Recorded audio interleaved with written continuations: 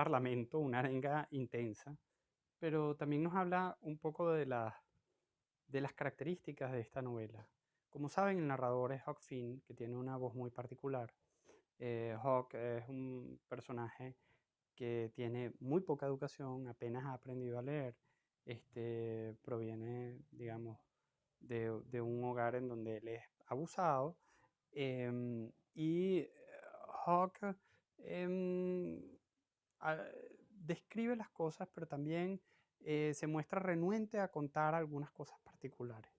Hay muchas omisiones en las narraciones de Huck.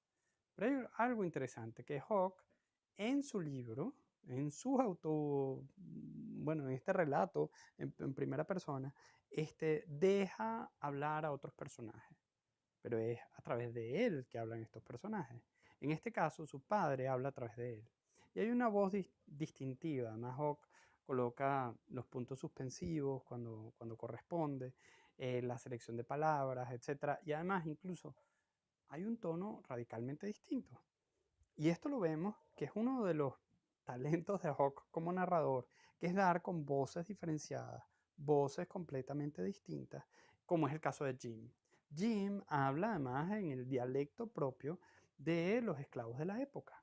Y es casi una burla, pero no, efectivamente esa es la variante dialectal que corresponde a este grupo de esclavos de esa zona de los Estados Unidos y que Mark Twain conoció muy bien. De la misma manera que hay muchos errores gramaticales que comete Hawk, pero que tienen que ver con su propia variante dialectal. Pero esto sucede con cantidad de personajes. Los personajes tienen voces distintas, no hablan de la misma manera. No habla de la misma manera Silas Phelps, por ejemplo, o Tom Sawyer. Cada uno de ellos tiene voces distintas. Y hay un episodio que la crítica ha destacado y ha planteado como algunos de los problemas de la narración. Por ejemplo, no sé si recuerdan que hay un vapor que está a punto de hundirse, que por cierto, el nombre del vapor es Walter Scott, y este es un juego de Mark Twain, porque él pensaba que esa alma romántica tan nociva del sur, en parte se le debía a novelas como las que hacía Walter Scott, a quien creía responsable justamente de ese espíritu. Entonces disfruta viendo hundirse a este vapor en medio del río. Bueno, cuando está a punto de hundirse y Jim y Huck suben y hay dos hombres que están allí, que han estado, digamos, saqueando este vapor que está por hundirse, hablan en una jerga muy precisa y de una forma que verdaderamente parece una voz independiente.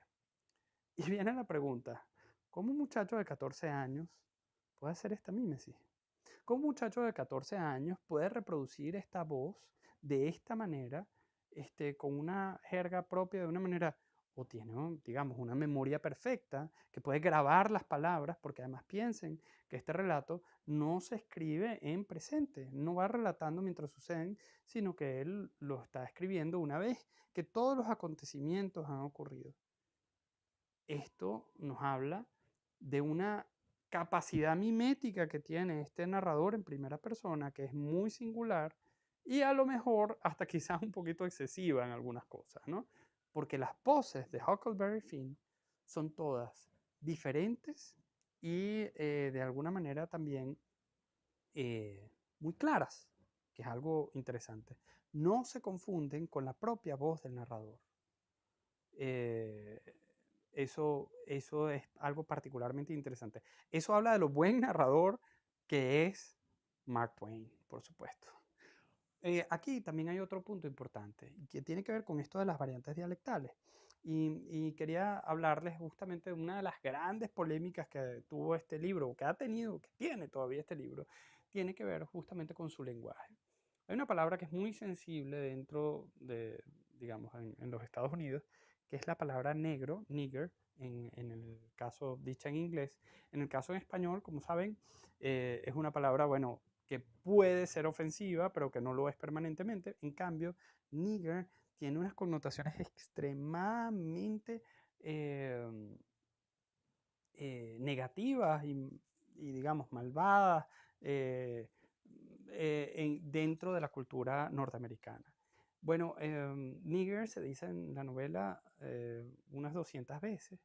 Esto ha hecho que se hayan creado versiones de la novela sin la palabra, sustituyéndola por esclavo, sustituyéndola por otras cosas, que haya sido prohibida en bibliotecas. Muy pronto fue prohibida. De hecho, se consideró siempre esta novela como una novela algo corruptora por el lenguaje que manejaba, por ser un lenguaje vulgar, llano, popular.